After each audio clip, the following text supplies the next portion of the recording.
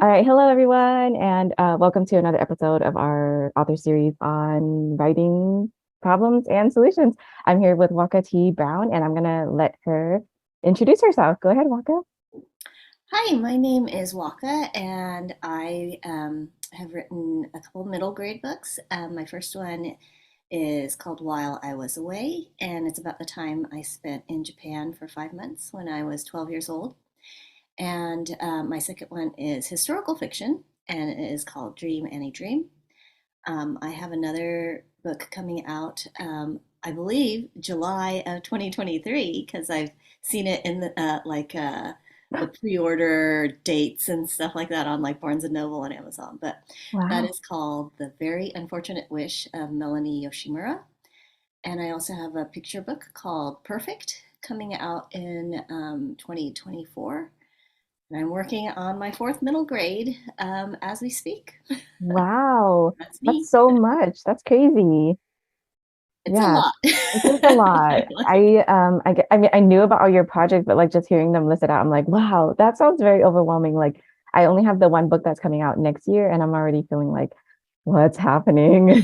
So that's crazy. Well, like, congratulations. That's amazing. Like, that's great, thank great you. problems to have. Yeah. Okay, so the series is about like I guess focusing on our like the positive things that we love about writing. But before we get started into that, I wanted to ask you what are you reading a good book right now or have you read anything good lately?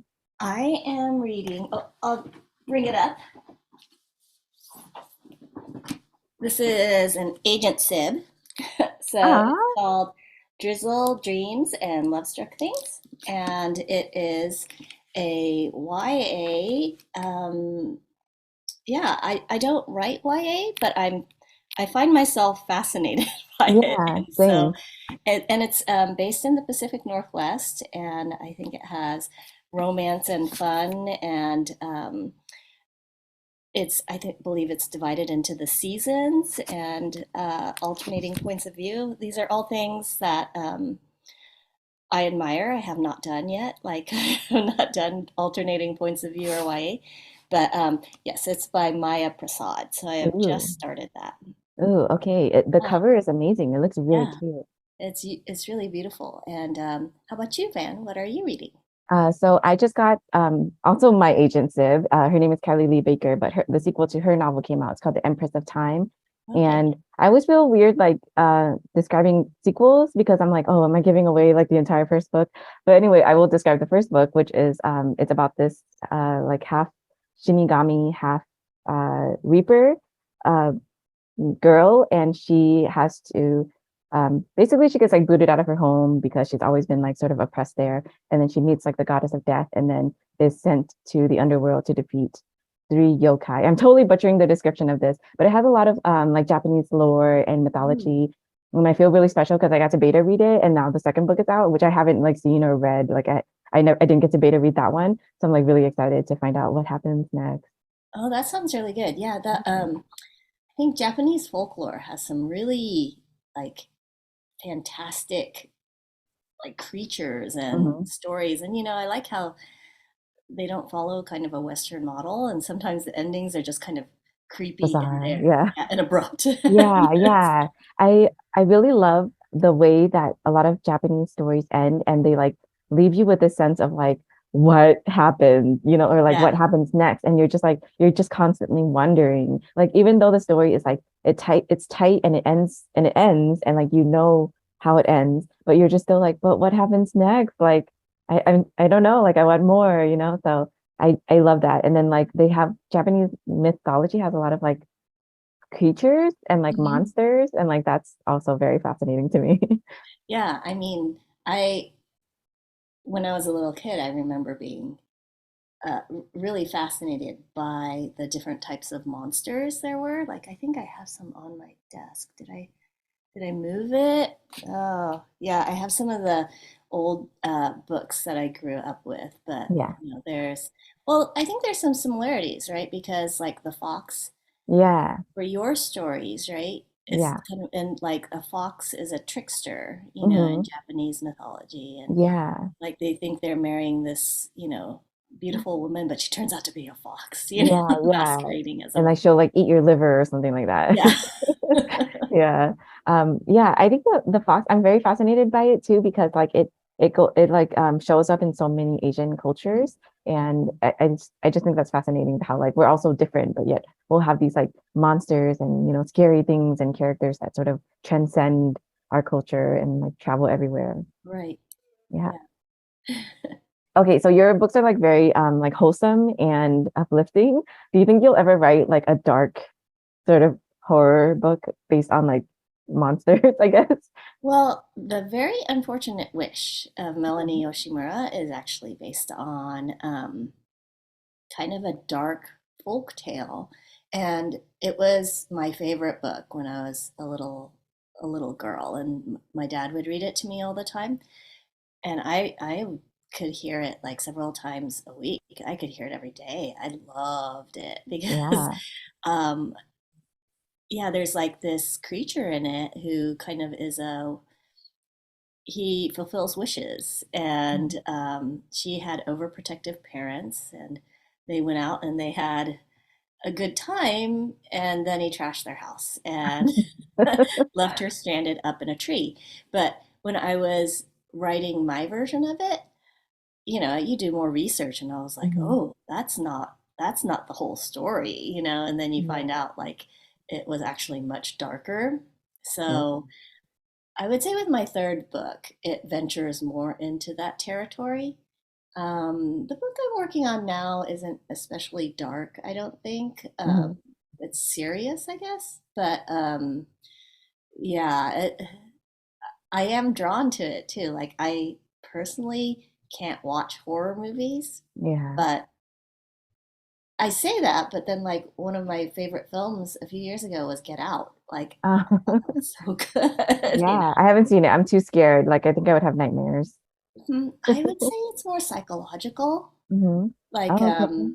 yeah, I mean, I have read like reviews of horror films, and I'm like, I have nightmares Yeah, yeah. because it's like, No, oh, that seriously. sounds too scary. Yeah, I get scared so easily. And then like speaking of Kylie again, I beta read her adult horror book, which is about like hungry ghosts and other like scary Asian things, which like this is what I hear. I grew up hearing this stuff too.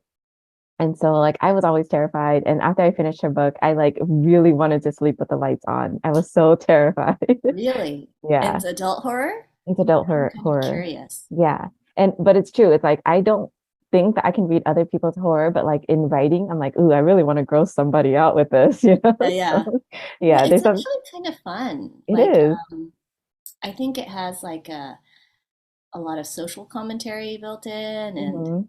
Yeah, and then there's something like empowering about like invoking that like physical like reaction in someone, like that disgust, you know? So it's like, ooh, yeah, I can do that. yeah, yeah. So I don't know, maybe that Yeah. would be a pivot, wouldn't it? Yeah, just suddenly alienate all of your readers with a horror book. Okay, my next question is, do you have like a favorite writing tool that you use? Like, do you tend to write with a fountain pen, or like do you use an Alpha Smart, or you just like basic, you not basic, but like like laptop standard, unprecious writing tool? I mean, I am basically laptop and Word. Hmm. When I was writing screenplays, I would say my favorite tool was the index card, Hmm. because like each scene was an card, Yeah, and then I could just switch them around.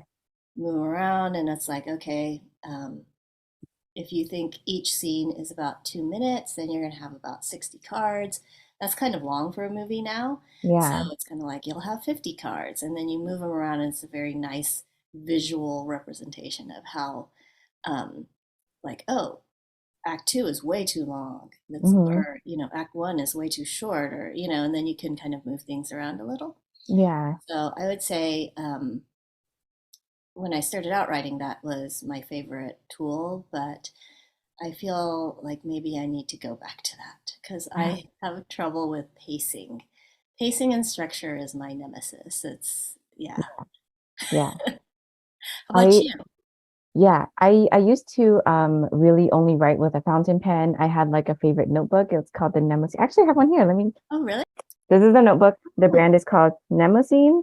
I think I'm pronouncing that correctly. okay. It's like a Greek mermaid. I think that's Okay. what the inspiration is.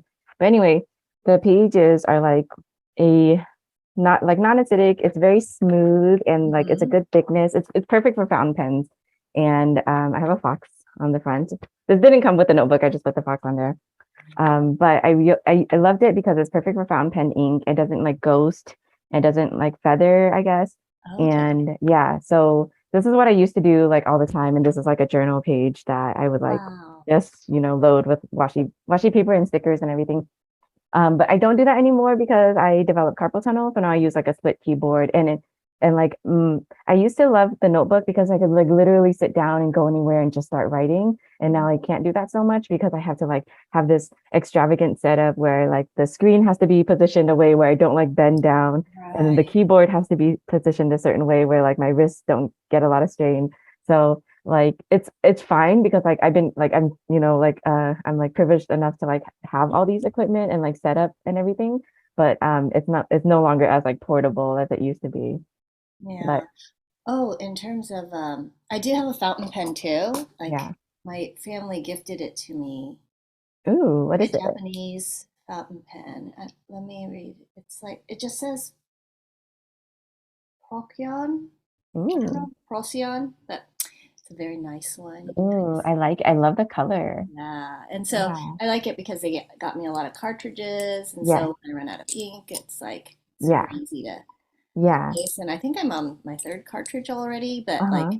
yeah, I do like using it, but for Mhm. my kind of, yeah, brainstorming and stuff like that, like I'll jot things down in a notebook, but mostly it's sitting in front of a laptop. Yeah. I Oh, my favorite trick. uh-huh. And someone told me this before I read it someplace. I mean, if you Google it, stuff will come up about it. Hmm. But drafting in Comic Sans. Oh, so Yeah. I'm like a graphic designer, like my full-time job. I mean, I'm a librarian, but like I do a lot of graphic design. So I like have a really like complicated relationship with Comic Sans. But anyway, please continue. Like drafting really helps. Yeah, yeah. It's like there are articles about it saying that Weird. it's a type of font that for some reason is friendlier than like Times or Times New Roman, and it's bigger, right? And Yeah. so So you feel like when you're you're making writing, progress. yeah, it's kind of like it tricks your mind into thinking you're doing a good job and like just speeding through. But I Yeah. have found that like so I never send out my documents in Comic Sans. Like once I did to my writing group and they're like, why? Yeah. Why did It's you do really that? funny. But normally I change it back to Times and then I'll start drafting again and I'm like, why is it going so slowly? Why Oh, is it so unenjoyable? And I'm like, oh, it's not in Comic Sans. And then I change the font to Comic Sans and it's all like, that's wow, look so at these funny. paragraphs. Look at Oh these my gosh. pages. That is so funny. Yeah. I have definitely tried to write in other fonts, Mhm. but then I'll get like sucked into the rabbit hole of like choosing the perfect font, that takes forever. So like no, just stick with Comic. So like the font that I'll usually go to is Century Gothic. Like I really like that one's really friendly. Oh, Um okay. and then I also know that you could turn your handwriting into a font. So I've done that. But the Oh, problem, yeah, it's like it's really easy. You just like print out this chart and you like write out the letters and then you upload it to this website, which I can find this later and like link it. okay. But you upload it and then it'll like give you the font that you just like download onto your computer. And it's like your Oh, handwriting, but as a font. that Um sounds kind of fun. yeah, Yeah. it is fun. It was fun. The only thing is that I write mostly with Google Docs, and which like whenever anyone finds out, they're like horrified. But anyway, because I moved from different computers a lot, Oh, okay. so it doesn't that the font won't upload to Google Docs. But if Mhm. you're just using like Microsoft Word and you're on one computer, it's totally fun and it's like helpful because like as somebody who only wrote by hand, like I would literally write like a whole novel by hand like now that I can only write on the computer, it does help to like see my handwriting and kind of pretend like, oh, this is my handwriting. It's Oh, that's fine. cool. Yeah. So yeah, something you probably would enjoy. But I don't know if Comic Sans is working for you, then just stick with Comic Sans. Yeah, well, maybe something would work more. I don't know. Like Yeah. it, it's not working as much for this fourth book, but I think that's more the book than Yeah. the font. Yeah. I have found that okay, so like I also write for adults and nothing has been published yet, but like I write for adults. But I have found that when I'm writing for adults, I can tend to stick with Times New Roman and it's Mhm. fine. Like I don't feel like there's like a dissonance. But when I'm writing middle grade, I do have to change the font because it's like Times is just too serious and like I need to Yeah, be sillier about this? yeah, absolutely. Yeah. I think I mean, it was a huge revelation for me. Like, Yeah. it really worked for me. Like, this Yeah. feels like I'm writing a middle grade story because I'm Yeah. kind of a comic Yeah. fan. Yeah.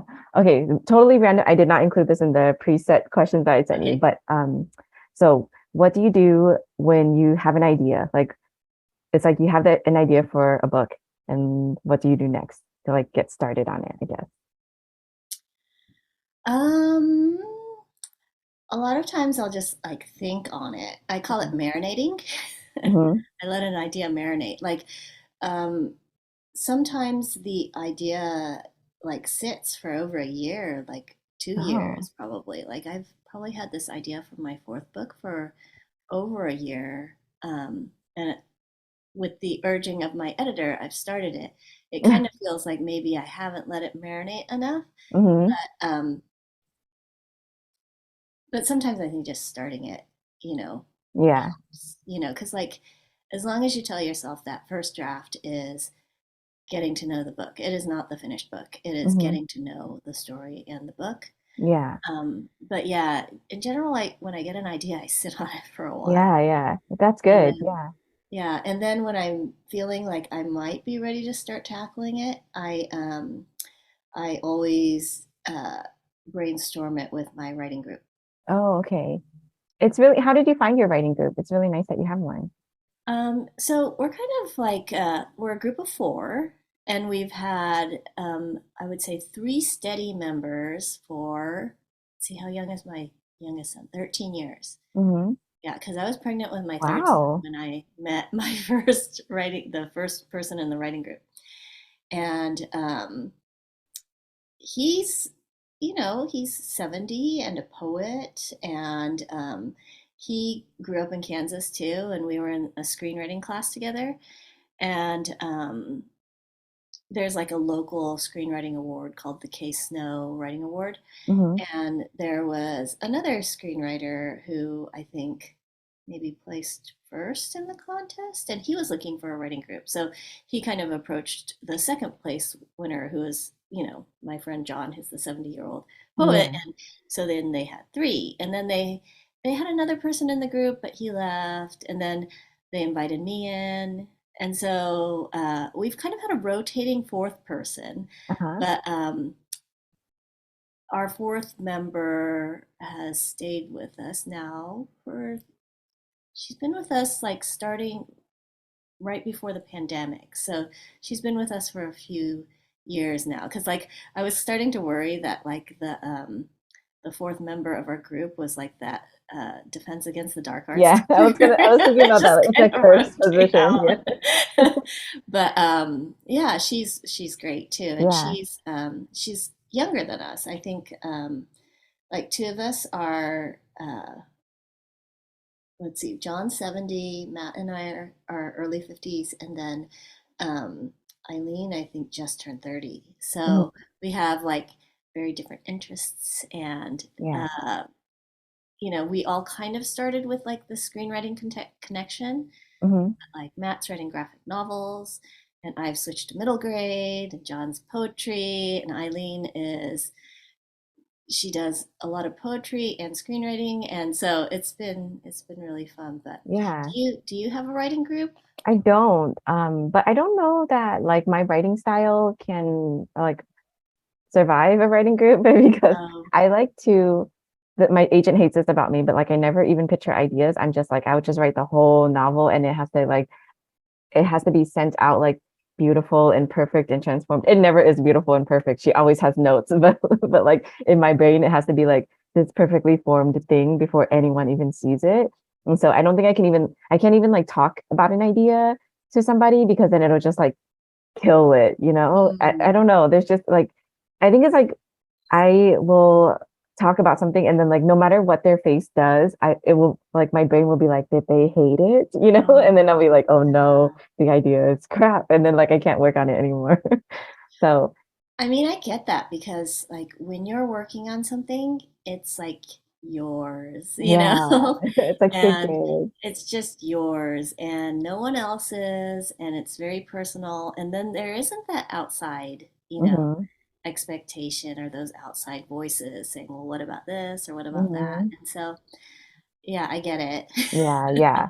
But it is nice to like have somebody like I'll text my agents, siblings a lot about like, oh, like I just submitted this or this is happening. Like it's nice to update somebody and like have them rooting for you. So in that sense, they're kind of my writing group, but like it would also kind of be nice to just like meet and like commiserate or, talk about like current projects together. But for me, I don't think I would be able to talk specifically ideas, but maybe just like progress. Hmm.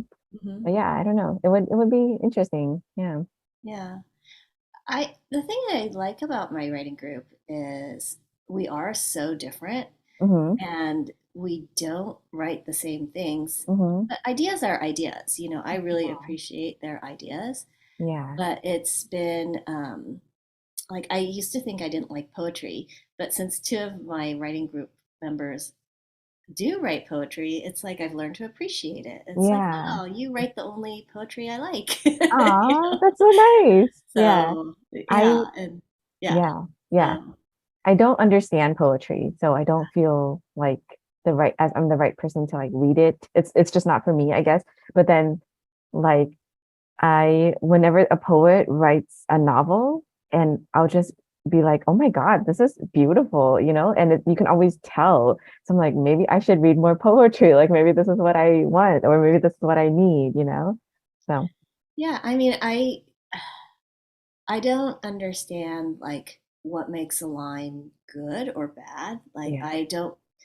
I got turned off when people taught about iambs. Remember, like Uh-huh. the pentameter, Yeah, yeah.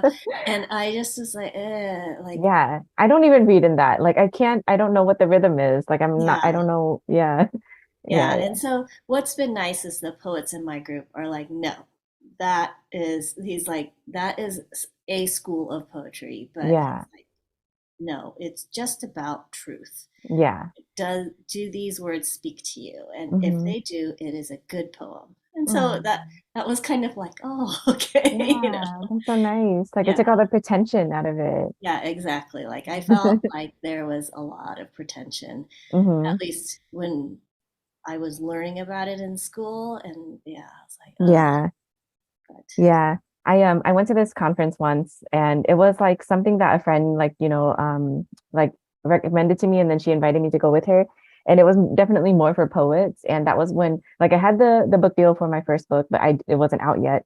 And so like everyone I meet, like we would have such weird conversations because they would be like, I took hours finding the right words to complete this poem. And I would be like, I wrote a book about a monkey. So it was just like a very different, like different tribe, I guess. Yeah, so I appreciate poets a lot, but I don't think I could do what they do.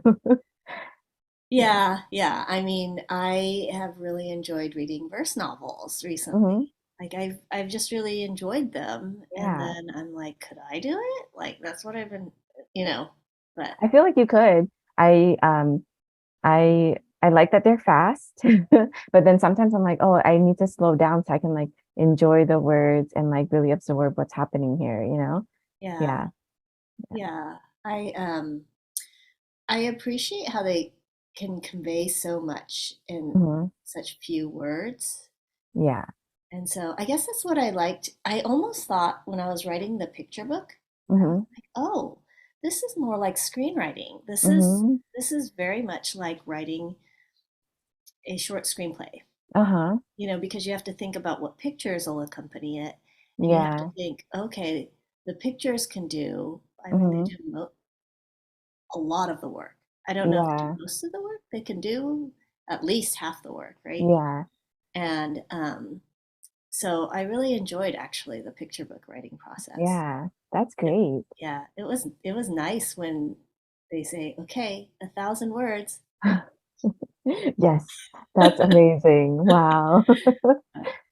Yeah, that's so cool. I've never thought about writing a picture book, but recently because like I'm trying to like I do speak Vietnamese fluently, like it was my first language, but like as an adult, I've kind of lost a lot of it. So I've been trying to like kind of get back, a lot of that fluency. So I've been reading more books in Vietnamese, but Mhm. I'm like, it would be nice to have like picture books. Like, they have like bilingual picture books in other languages, but I don't, I have a lot of, oh my God, I have a hard time like finding them in Vietnamese.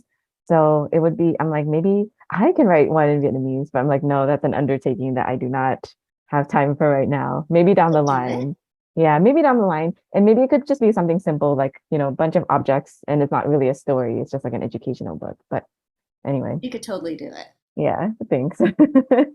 I think Well, it's good too because, I mean, you must you read to your little one, right? hmm. Like you absorb like picture books day Yeah. after Oh my gosh. day after day. So, I mean, I feel like that's a great education, and then you see how he reacts, Yeah, exactly. Because, like, I remember when I was reading picture books, like some of the older ones, as I'm reading because I want it to be done, Hmm. like I want to Yeah. tuck them in, and I want them to go to bed so I can relax. But some of them, I was like, wow, if you read every other page, it's the same story. Like it could have been, uh, Yeah. Dr. Seuss books, Yeah. honestly, like Grinch, Yeah. you can read every other page and it's It's still fine. it's Yeah. still Yeah. fine, yeah. Yeah. And so, like, as I'm reading, I'm like, there's too much setup. Like, we don't need Uh, that. like the pages will get stuck together and I'll be like, that's fine. We'll just Yeah, we'll just go with this stuff. exactly. The amount of like I don't even know how many times I've read Little Blue Truck. Like I feel like I can memorize, I can recite it like right now, So yeah, I understand. Yeah. Okay, very random question, hopefully fun. But if you're like main character from your book, so it could be either Waka or Annie, um, if they were played in a movie, who would play them? Or like what actress?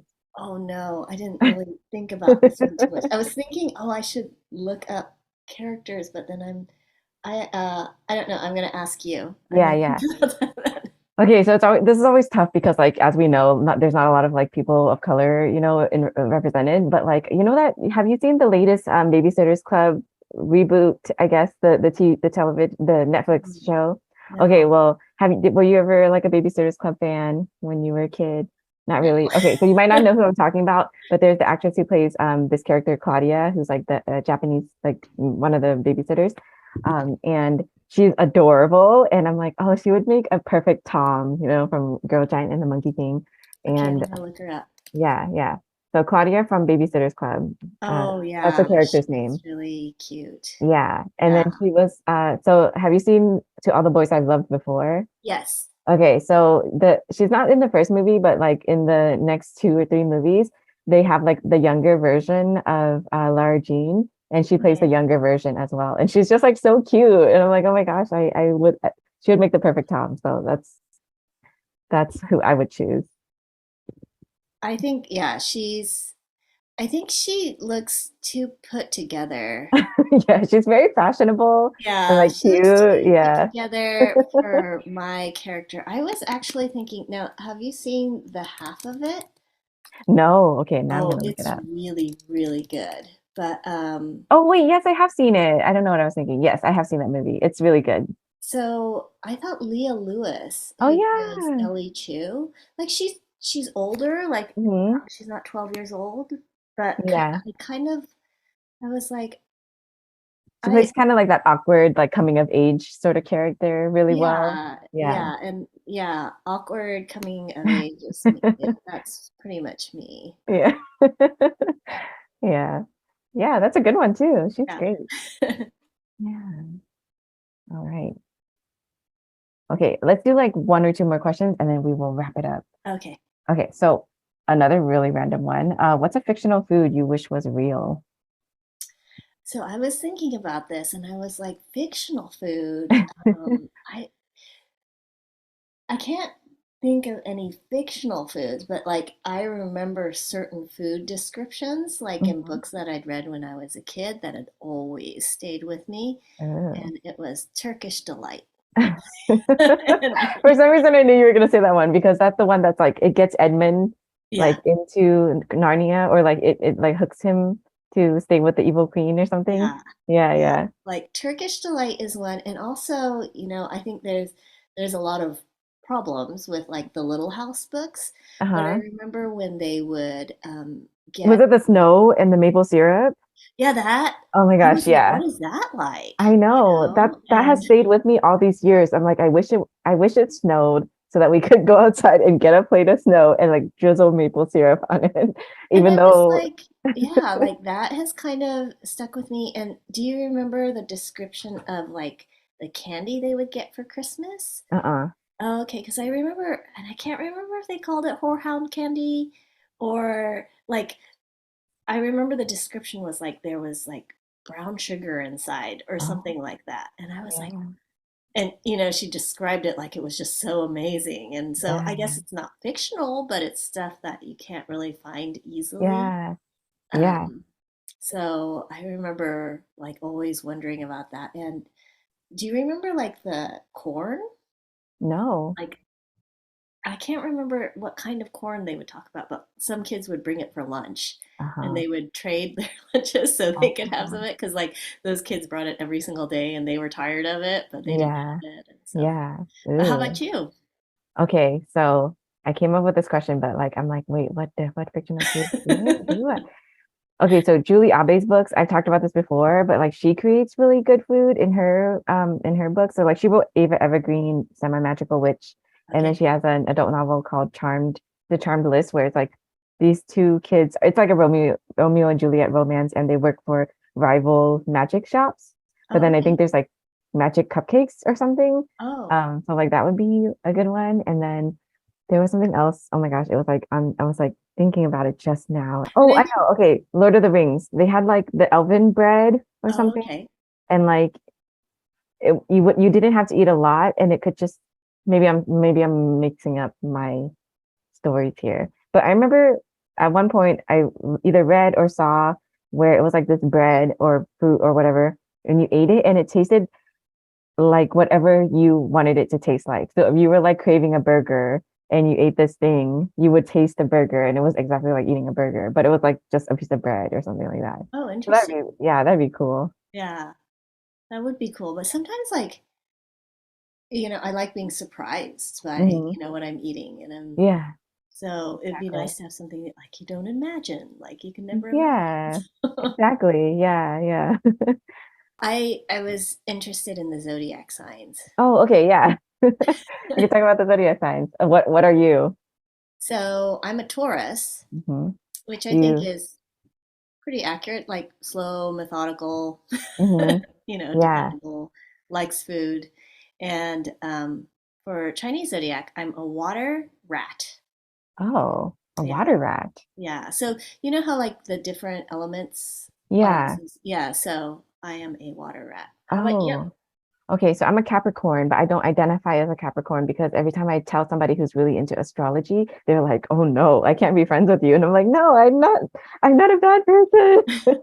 So I don't know what the like what the reputation Capricorns have, but I No, no, promise. Capricorn and Taurus are supposed to be Oh, compatible. I think this wow. is So why we that get explains, along, yeah, actually. that Like, explains a lot. yeah, yeah. I mean, Yeah. it's not dissimilar from Taurus. Like, Uh-huh. there's a lot of like get it done type of, you Oh, okay. Yeah, know. like type A personalities. Yeah. Yeah. Yeah. Okay, that's very interesting. As far as the Chinese zodiac, I am a dragon, which Oh, yeah. nice. So I do identify. I've always been like, yeah, I'm a dragon. Like dragons are cool, you know. But it's interesting because like my son is a rat, so I'm like, oh, maybe that's why we get along too. Because like I don't actually know. Like I don't know if dragons get along with rats, but yeah, I don't think we're supposed to not get along. yeah. Like you're not my enemy, but you're not like Yeah. my buddy either. Yeah, I was kind of disturbed because I couldn't remember what element was my year, so I was Uh-huh. looking it up. I was looking it up yesterday because of the questions. Yeah. And then it shows like, oh, you get along with, like, I know monkey is Uh-huh. one that I'm supposed to get along with really well, but Yeah. then it was like, you do not get along with roosters. And I was like, oh no. Oh. Yeah, because my husband is a rooster. I was Ah. like, oh no. That's really funny. Yeah, Yeah. I think these are fun. I don't like necessarily believe everything about them. And then most of it is like a self-fulfilling prophecy, like yeah, you hear that you're supposed to be this way. So you're kind of like, okay, fine, I am yeah. that. Yeah, Yeah. and if you look at like all the descriptions for the other ones, you can find stuff that fits you too. Yeah, exactly. Or like they have a lot of them have very similar descriptions and it's just like, oh, it's just good stuff. Yeah. Yeah, yeah. But it's always fun to be like, oh yeah, or like to identify with something and to find like your tribe with it or whatever. Okay. All right. So I guess those are all the questions that we had to talk about. Like this was really, really fun. Thank you for um accompanying me or like joining me on this like really random thing that I asked you to do. So thank you. And thank you for everyone for listening or watching. I'm going to end this recording now. So Okay. Thank all you for having right. me. Yeah. Writing can be hard. I'm here to obsess over the wholesome, delightful, fulfilling practices, solutions, and tools that I love about crafting stories. I'm Van Hoang, author and librarian. Join me on my journey of joyful writing.